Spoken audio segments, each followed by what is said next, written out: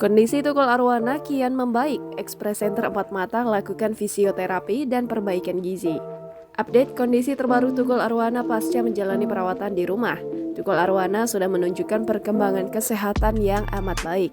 Adapun sang komedian terus menjalani perawatan fisioterapi usai mengalami stroke dan pendarahan otak. Kendati demikian, mantan presenter 4 Mata itu kini terus belajar untuk berdiri walaupun masih dibantu keluarga dan perawat. Saat ini keluarga dan tim dokter masih fokus untuk memperbaiki gizi dari pria yang kerap tampil dengan rambut cepak itu. Sebab berat badan Tukul Arwana turun drastis usai dilarikan ke rumah sakit. Hal itulah yang menjadi konsen pengobatan Tukul hingga saat ini untuk mengembalikan imunisasi dalam tubuhnya. Hingga saat ini Tukul masih harus menjalani fisioterapi setiap hari. Sebelumnya, Tukul Arwana dilarikan ke Rumah Sakit Pusat Otak Nasional Cawang, Jakarta Timur untuk dioperasi karena mengalami pendarahan di otak pada 22 September 2021 lalu.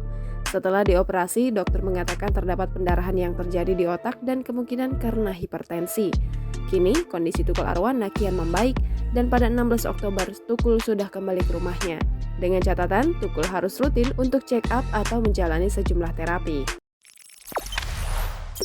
Jangan lupa subscribe, share, komen, dan like ya!